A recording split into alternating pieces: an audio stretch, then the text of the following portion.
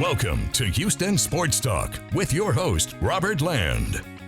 Thanks for checking into the best Houston sports podcast. Robert along with Sports Radio 610's Shaun Bijani. And if you're new to the show, welcome to the party. 45 years in journalism between the two of us, over 35 covering sports in the Houston area. And we're going to hit Texans, Astros, and Cougars in a bit. But Shaun, we got to show some love to the Houston Pro franchise that hasn't lost a game ever.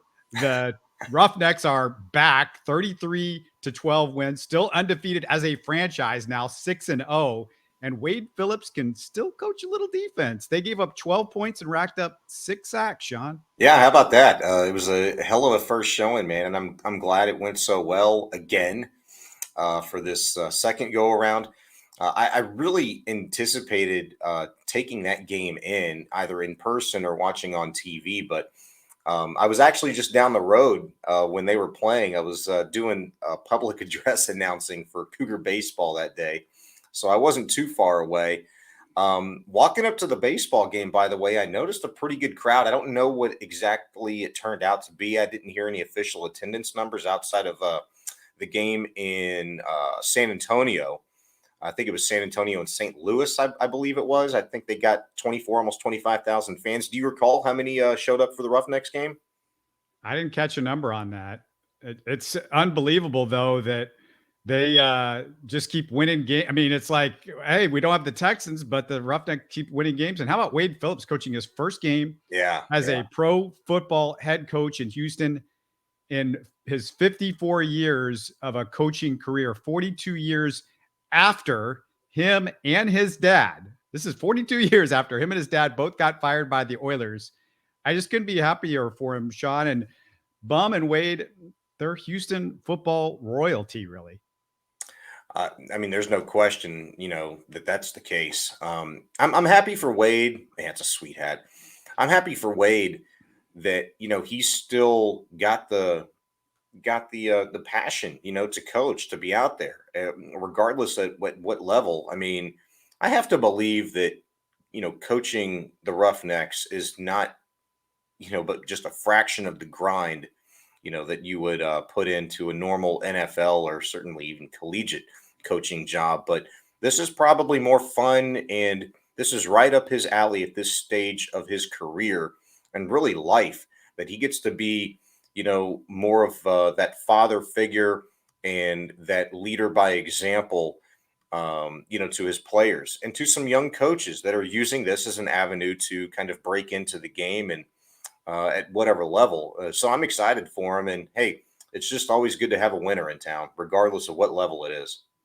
Yeah, I don't know if you saw it, but he was asked before the game on the broadcast about getting to coach with Houston on the front of his uniform. And you could tell there was genuine excitement. And I kind of felt something a little bit when he was talking about it that I wasn't expecting. Just, it's a Roughnecks game. It's the XFL again, whatever. But then I saw Wade's reaction and what it meant to him. And that was neat.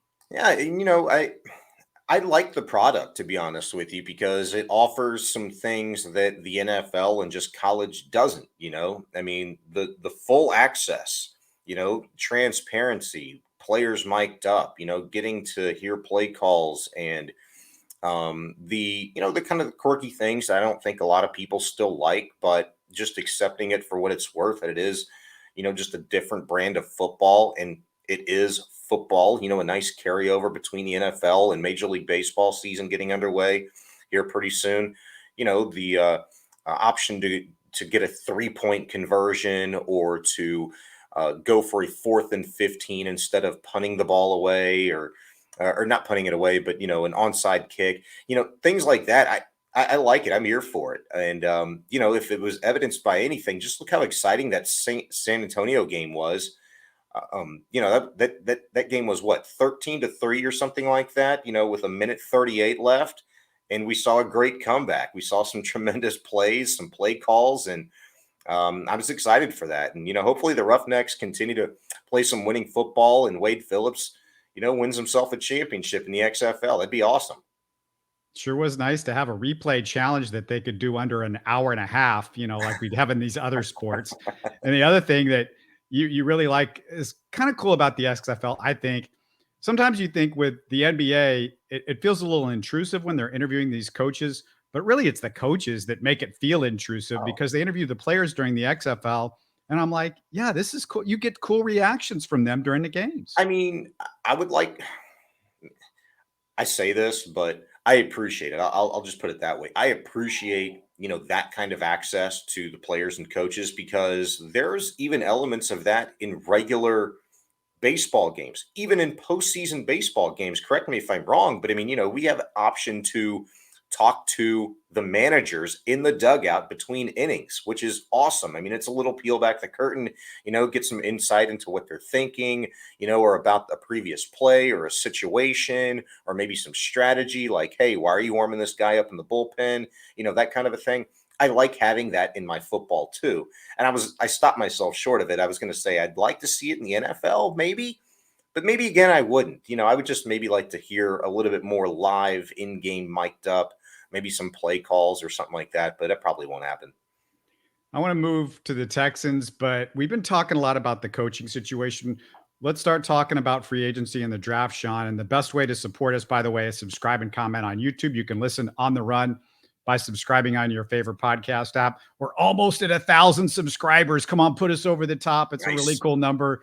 But Shaun, the Texans have 6 of the top 104 picks in this year's draft. And let's assume they draft a quarterback and keep the other 5 picks as is. There's not a trade down. A lot of things can happen. But what 5 positions are top priority for you? But before you answer that question, though, what starting position or positions would you want them to address in free agency rather than the draft? And Shaun, I'm hoping they address guard and or center, like I was talking about in some of the shows last week, because those are cheaper positions where you could use a veteran presence.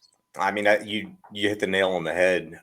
We talked about it on the show today. I was filling in for Payne and Pendergast, and myself and Brandon Scott. That's the question that I asked him. I said, a lot of this draft talk is fun. I love to have it. I'm here for it. But the new league year starts March 15th. That's when the free agency period officially begins. So you've got from March 15th leading up until April 27th for teams, and particularly the Texans, to kind of make this conversation a little bit easier for us in terms of anticipating what position, never mind exactly who they'll draft at number 2 or number 12, or with the second, third, fourth round picks that they've got. But I think you're absolutely right. You and I discussed this last week, and I think addressing the need at center is paramount in free agency. And for this reason, because you would like a guy that is veteran, proven, and maybe even ascending player. And the guy that I look at that comes to mind is one actually that you brought up last week, the San Francisco 49ers center. Jake, I forget how to pronounce his last name. Say it again. Brendel. Yeah, I was going to say Braylon, but Jake Brendel. He fits the mold perfectly, not just because obviously we're basically taking the Shanahan playbook and Bobby Slowick's going to be able to put his stamp on it, but it is a large part of that. And that Slowick's over here, D'Amico's over here, Corey Unland's over here. They took their chief of staff, D'Amico did with them, and a couple of other guys, who have been brought up in that Shanahan tree. If you're able to get a starting center and a guy that is an ascending player, just the age of 30 years old, and seemingly at a bit of an impasse with the 49ers contractually right now, that makes it a very easy transition, or at least an easier transition for a young rookie quarterback coming in, learning his system, to be able to have that center that can handle some of the line calls and just usher in a young guy into the NFL. That would be huge, and my number one reason. And another position I think of need that I would like to see them address in free agency is an interior defensive lineman. I think they just need that presence. They need that toughness. They need somebody that's kind of been there, done that can still, if they feel like Kurt Heinisch is a guy they'd like to keep on and they see something in him, then cool. But I'd really like to see them have a veteran presence there and just a dog. And I know with D'Amico Ryans as the defensive coordinator that's an element that he's going to bring naturally, because that's what he demands and demanded of his players when he played, and demands of his players as a coach over the course of the last 6 years he's been doing that in the NFL, certainly as a defensive coordinator. Yeah, you got to a position that I definitely want them to address, but I'm going to have them address it in another way because my top 5 positions in the draft, excluding quarterback, I'm going to say start with the pass rusher for sure. That's number 1. Wide receiver, they desperately need warm bodies at that position. Yeah. An interior defensive lineman, like you said, to go with Malik Collins. I feel like they got somebody that was relatively cheap, a veteran, but you want a young guy maybe that can work with Malik Collins. And, that's the way I see it. But, if you get somebody in free agency, that's great. Linebacker, that's another position. You got to get somebody who knows how to tackle running backs close to the line of scrimmage. This is just an idea for you guys. Might be worth a shot. And either a center or a guard, whichever maybe that you can't dress in free agency, whichever one, if you get a center, then get a guard in the draft. But those are my top 5 just in that. And I'm talking about in those top 4 rounds. You can address some other things like running back and elsewhere in the later rounds where you're much more likely to find maybe a diamond in the rough and somebody that can start. Because we saw the Chiefs just had a guy that did a lot of damage in the Super Bowl at running back, Pacheco, that was a 7th rounder. Seventh round pick. So you never know with those picks. Yeah. And, what's going to make it really hard, and, I'm here for these problems, is if the Texans get the quarterback that they want at number 2 or at number 1 or whatever the case may be, however that shakes out, they get it with their first pick in the first round, April 27th. What's going to be really interesting is that if Bijan Robinson is kind of hanging out there, with the Texans at 12 and whether or not they decide to go that route. I don't know if they will. I mean, it would be enticing, certainly. If, maybe they anticipate him falling a little bit, you trade back, or do you trade back up with, a couple of your second round picks? I don't know. It's going to be interesting, but I think you hit the nail on the head again too, with wide receiver, and a lot depends. Not really depends, but it could certainly make some room, and you need a good veteran presence in the receiver room, because I'm not anointing anybody with a job in that room. I mean, not even John Mechie, and hopefully he comes back 110% healthy after having beat cancer. But I'm not anointing Nico Collins anything. And if they decide to keep Chris Moore, you need to compete. Look, there's competition going on right now in Astros spring training camp at the catching position, in outfield positions. And, they're even giving Michael Brantley some look at first base. I mean, they're keeping their options open, for a team that has so much to prove, never mind to the fans, but to themselves, to Nick Cassera. You have got to facilitate competition everywhere on the field. And one of the biggest, spots you could do it in is wide receiver, and certainly offensive line and defensive line is one, or 2 or 3 other positions. But, I'd really like to see them go after a really good linebacker, Robert, because in talking about this, while I'm not ready to anoint anybody a given position, there are still maybe 5 to 7 spots on this team that you can pretty confidently say, you know what, we've got that locked down. And that's left tackle, right tackle, Christian Harris somewhere in that linebacker core, Jalen Petrie, Derek Stingley, and Steven Nelson in the secondary. That's about it. That's where I draw the line. I want a good, hungry linebacker in the draft, and I'd also really like to see them get a good, solid veteran in free agency to play linebacker as well. That's kind of what I'm looking for. Well, yeah, linebacker, maybe their worst position outside of quarterback and center last year. Yeah. I mean, it's not just their worst position because they were bad, but you're bad at multiple positions at linebacker. It wasn't just one position. So, yeah, that's a big deal. And I stayed away from it. It's always good to have safeties and cornerbacks, but I stayed away from that because they just drafted a safety and a corner high. I mean, yeah, you could use more depth there, but I just went with the ones that I felt like were grade A priority of like, we desperately need somebody at those positions and in that area. And to me, that's the place you get some of those guys in the draft is you get them up high, because other positions, sometimes you can find that diamond in the rough later in the draft at some of the other positions. You can, but you really need a tough, smart guy, at linebacker, and you're typically going to find those, earlier in rounds. And, I want to see a little bit more Garrett Wallow, to be quite honest with you. And I'd I'm even here for a little bit more Christian Kirksey just to see if he could thrive a little bit more in a better scheme, a better system, because what Lovey was asking his linebackers to do is just utterly ridiculous at times, dropping him into coverage, just creating his own mismatches that worked against him.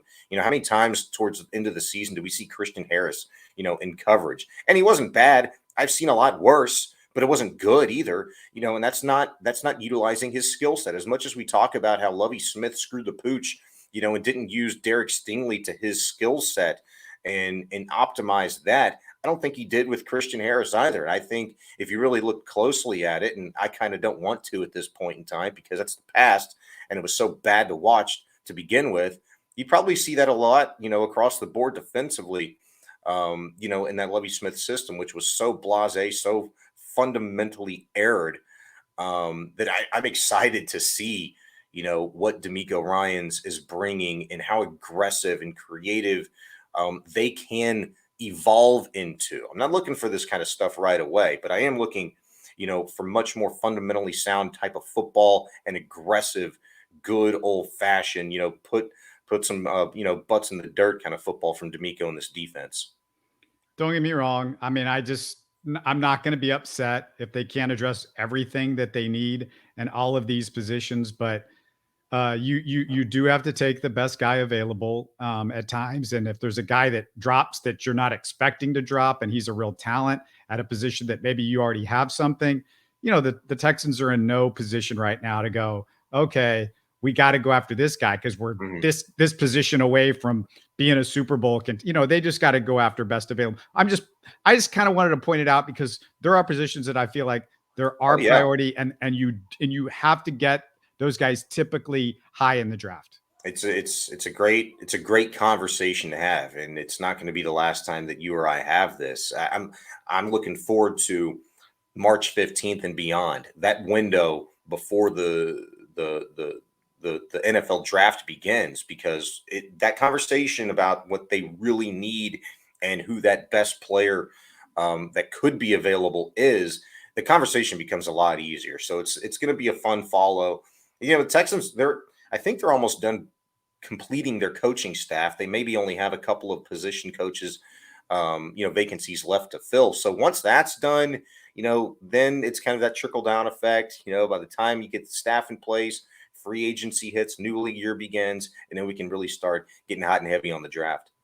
All right, let's move to the Astros, because I got to remind everybody that Shaun put the hex on Lance McCullers in our last show. You went on and on about how he needed to stay healthy this season. I tried to shush you, but it was too late. And within 24 hours, Dusty says McCullers has arm soreness. Thanks, Shaun. Yeah, but no big deal, right? I mean, it's not a surprise. Like, it's to be expected is what he also followed that up with. So I know that's the first thing I thought of immediately, and that's a bad job by me. I should know better. I'll kick my own butt later, but I think Lance will be fine. I think Lance will be fine. Knock on wood again. I don't know. I'm just. What do you want me to do? I don't need to talk about this guy anymore. We don't need to talk about him, mention him. Like, let's just get to get through the first week of the rotation of the season, and then we're off on our way. Oh yeah, he doesn't even give you like a good arm throw session and to start this whole spring training pitchers and catchers report. And then Dusty was asked. This is another thing that was very fascinating. He was asked if the center field position is a spring competition or if Chas McCormick is the starter. He said, "quote There's competition. We hope Myers bounces back from the injury. We'll see how Chas looks. There's room for everybody to play. As you know, and we know, Dusty says, I'll play everybody." And Shaun, why does he hate Chas? What is Dusty? I mean, what's happened there? This is totally appropriate, even for Dusty, man. If it was any manager, I would hope, in all honesty, that they would handle it like this, because you don't want to do a disservice to anybody. I mean, if they're good enough to be in your big league camp, then, damn it, you better give them a chance. And look, nobody wants to see Jake Myers succeed more than Jake Myers. And so Dusty knows that. He's got to be able to say these things with confidence to the media And the word's going to get back. Jake knows, players talk, they hear these things, they watch these Twitter videos and things like that. And so to have your manager, who we lauded for the last couple of years for having his players' backs and never backing down and always, being that voice through the media to say, now you want to bench Maldi? No, we don't need this guy to hit. He's as valuable as a player on this team as a Justin Verlander, and you'll see why. And he exactly was right. And so I want to hear my manager talk like that, for one. But then two, I mean, look, the way you preface this, I might be in the minority. I think there's a lot of people out there that fully expected, Dusty to anoint Chas McCormick that job in center field, which, you know what, it might very well be the case, but you don't flat out need to say it, because if it needed to happen, then it's naturally going to happen anyway, because you need to see Chas be able to put this thing together wire to wire. He's a good player and was and succeeded in some big time moments in the regular season, but certainly the postseason as well. The catch, it was phenomenal, but nobody needs to be anointed anything. It's about the grind, and it's just like Dusty said moments after the Astros won the World Series a few months ago. Hey, one's nice, but two's better. So let's go. Yeah, I just have to remind everybody, though, that Jake Myers was not some highly regarded minor league prospect. And I get Chas wasn't either. Right. But Jake Myers, 13th round draft pick, who was barely on the radar except for one great minor league season in 2021. And that's Right. when he hit it. He had huge numbers in Sugarland at age 25, which is old.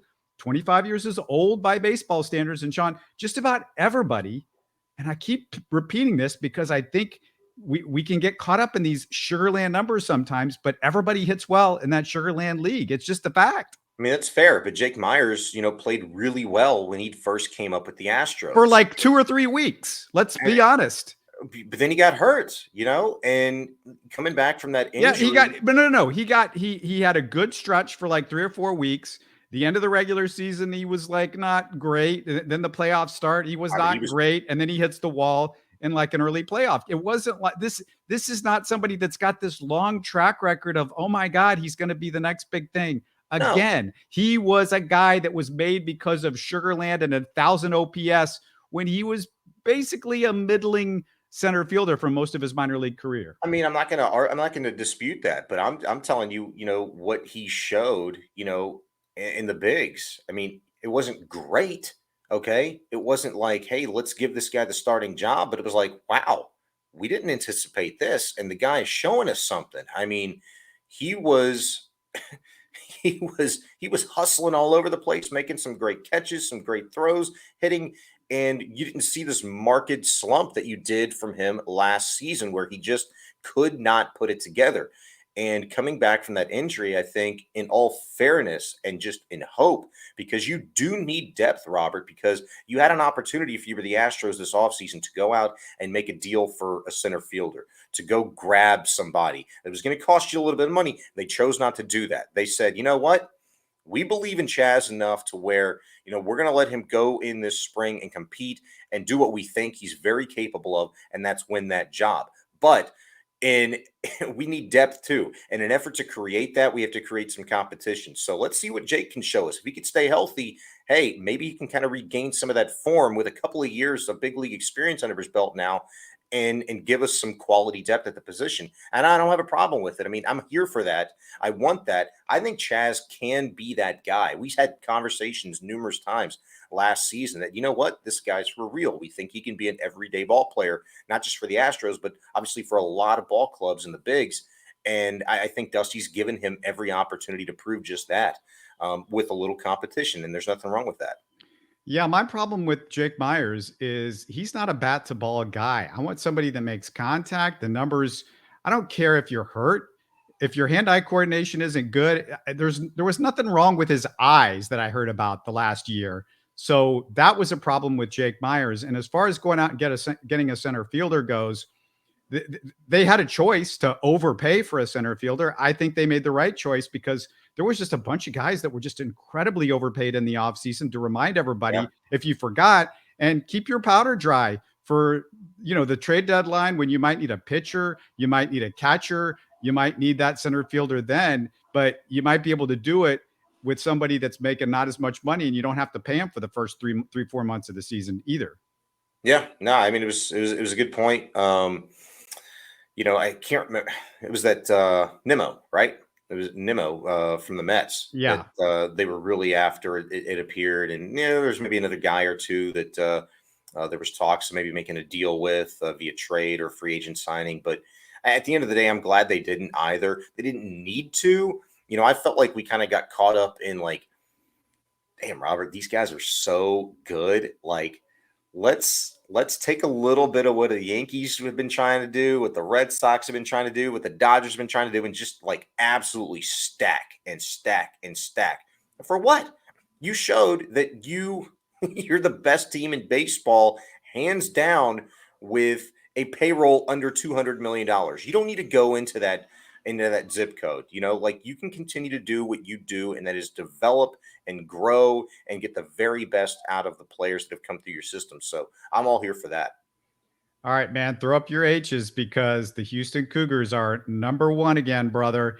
And they took out Memphis Sunday in a huge conference game. What mattered the most to me, though, Sean, the way they played defense in that first half. They showed me their ceiling defensively, which I haven't seen against a quality opponent of that ilk this year. Not that Memphis is a top 25 team, but I just haven't seen it. And in that first half, they were pit bulls, causing 14 turnovers and giving up just 21 points. Yeah, that game was huge for a number of reasons for me. One, because of what you talked about defensively. I mean, they were just dogs. And that's what we've been kind of looking for, all season long, to see that consistency. And I think over the course of the last week and a half, you're really starting to see that. And this is typical Houston Cougar, Kelvin Sampson basketball. They start to kind of put themselves together, leading into conference tournament time, March Madness time. And I think you're starting to see him ramp up that way too. But, even Kelvin Sampson in his fashion, he wasn't satisfied with the way that they played, against Memphis the other day. There's still a lot of things that he knows they can do better. And if you've watched this team all season long, they can be more of a consistent rebounding team. They can be a better with ball movement, on the offensive side. Their transition defense is better than it is. And I think, over the course of these next 3-4 games, I think they have left, and going into the conference tournament, I think we'll start to see some of those things improve. But hey, Memphis is no slouch, Robert. I mean, that's a really good team, well-coached team. And I thought, for a guy in Kelvin Sampson, who, for my money, is the best, quote, hands down, in this city, and that's saying something next to Dusty Baker, right? Because he's entertaining, but Sampson gives you substance, great substance. But the quote of the weekend came from the opposition locker room, and Penny Hardaway, the Memphis Tigers head coach, when he said after the game, he's like, you know what, that team right there, I'll take that, because tomorrow, talking about Monday, that team's going to be number one. He saw exactly, and I trust Penny's, opinion of talent, of good college basketball teams.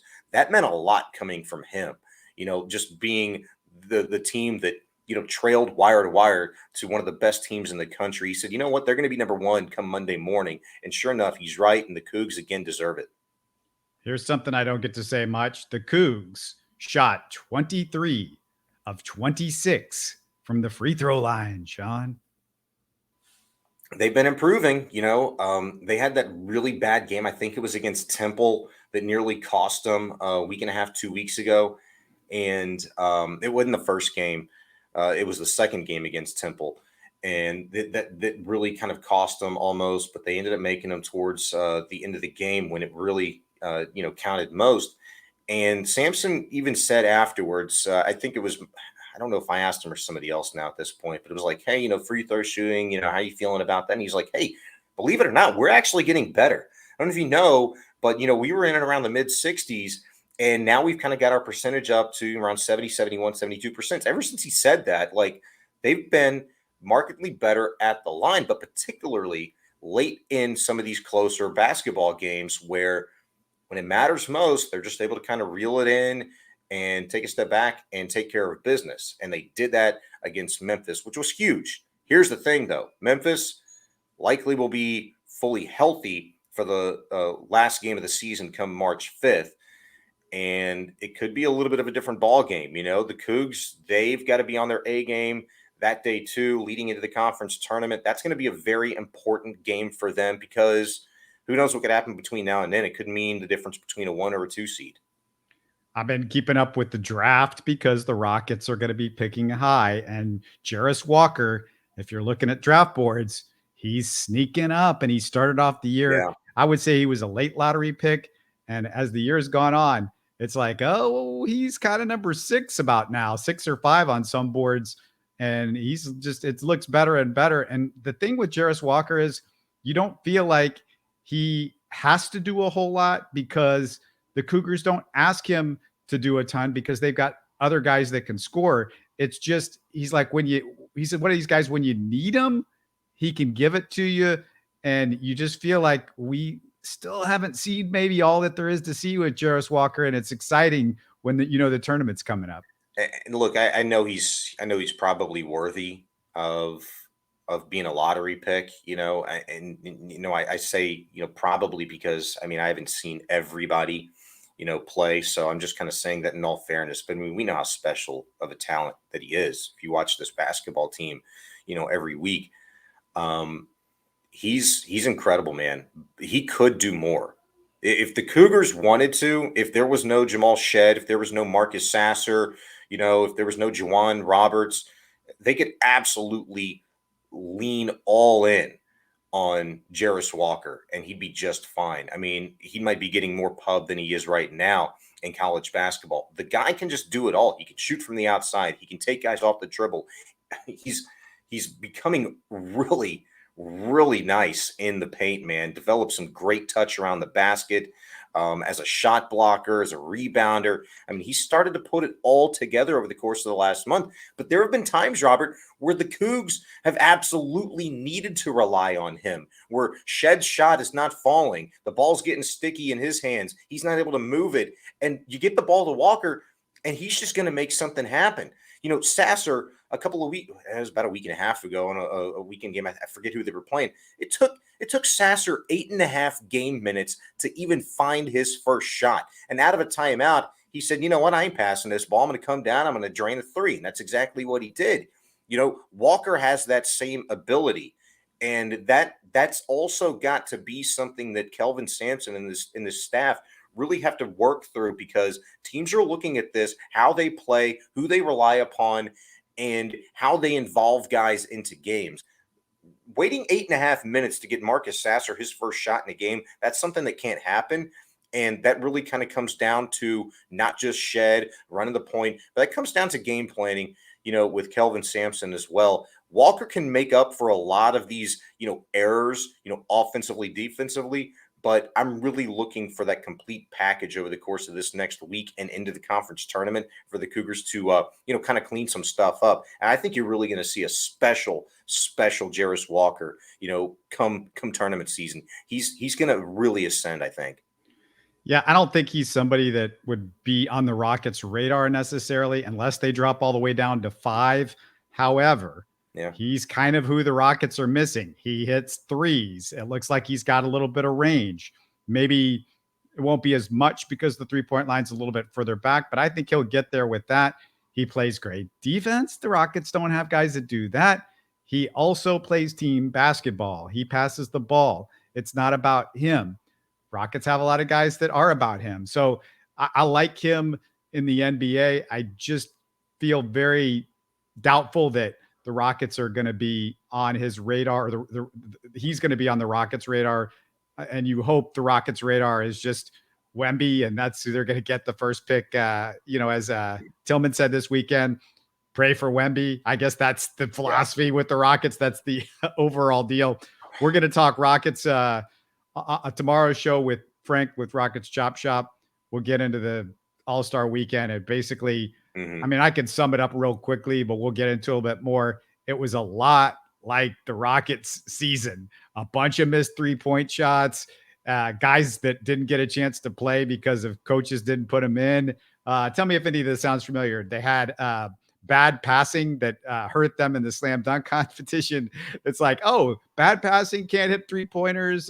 Coaches that kind of don't play him. Oh, that sounds a hell of a lot like the Rockets. A lot of standing around. Full disclosure, man, I didn't waste my time on the All-Star game. I've been out on the All-Star game probably for about the last 4 or 5 years. Once the 3-point and the dunk contest is over, that's it for me. It's one of those things where I like the ambiance. I'll have it on in the background, but I'm not watching it. It's not fun. It's not entertaining. I don't like Team Giannis, Team LeBron, all that crap. I want East and West. I'm old guy, get off my lawn to a certain degree with this kind of a thing. But you want to see a better game. Like for whatever reason, them having Vin Diesel open up the whole, All-Star weekend thing. What he said was complete trash. It was so on the opposite end of the spectrum and how he built the game up. We're going to see competition and talent in its purest form. Get out of here with this garbage. And you haven't seen it in its purest form in the exhibition that is the NBA All-Star game in probably 25 years. It's been a bad product. It'll never go by the wayside like the Pro Bowl game has in the NFL. But in terms of like actually keeping eyeballs on TV sets to watch that trash, it's pretty close. It's funny because a lot of these guys that walk around today are wearing their Kobe gear and giving you this. Kobe was my guy. Kobe was, what Kobe wouldn't have done? He wouldn't have shown up to the All-Star game and said, you know what? I ain't playing defense in this thing. I ain't trying to be competitive. I ain't trying to win. That wasn't Kobe Bryant. If you want to be like Kobe Bryant, if that's your hero, then go out and show it. Give me something. Yeah. I mean, you put on a show. Put on a show. They hand out these awards, called Defensive Player of the Year.